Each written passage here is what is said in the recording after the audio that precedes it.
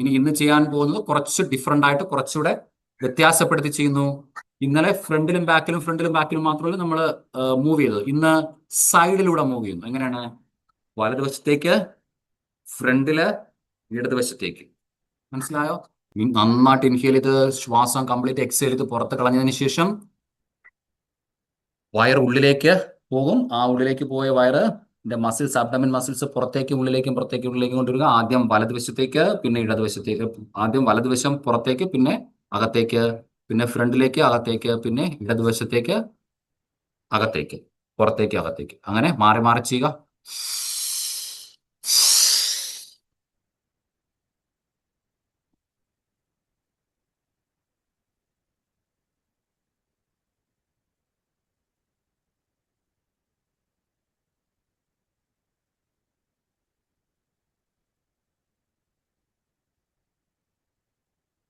ഒരു 5 times maximum ചെയ്ത് കഴിഞ്ഞാൽ റിലാക്സ് ചെയ്യുക. നമ്മള് മൈദ കൊണ്ടുള്ള ആഹാരങ്ങൾ കഴിക്കുമ്പോൾ, ബ്രെഡ്, കേക്ക്, മൈദ കൊണ്ടുള്ള ബൊറോട്ടയൊക്കെ കഴിക്കുമ്പോൾ അതിന്റെ മൈദയ്ക്ക് ഒരു ഒട്ടലുണ്ട്. അത് കുടലിന്റെ എവിടെയൊക്കെ ഏതെങ്കിലും ചെറിയ ഏരിയയിൽ പോയി പിന്നെന്താണ് അവിടെ സ്റ്റേ ചെയ്യാനുള്ള സാധ്യതയുണ്ട്.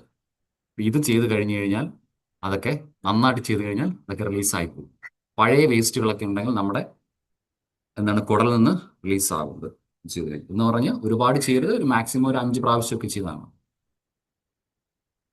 വലതുവശത്തേക്ക്, ഫ്രണ്ടിലും ബാക്കിലും, പിന്നെ ഇടതുവശത്തേക്കും ബാക്കിലും. ഓക്കെ.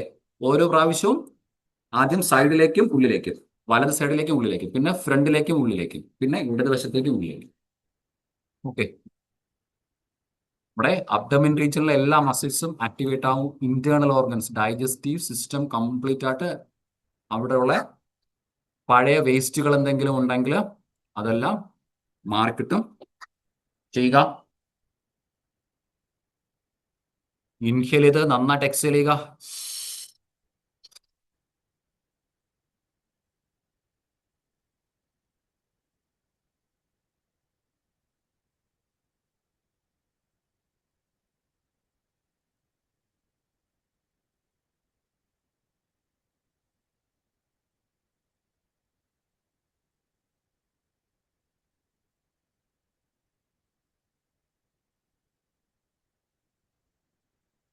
കണ്ടിന്യൂ ചെയ്യുക.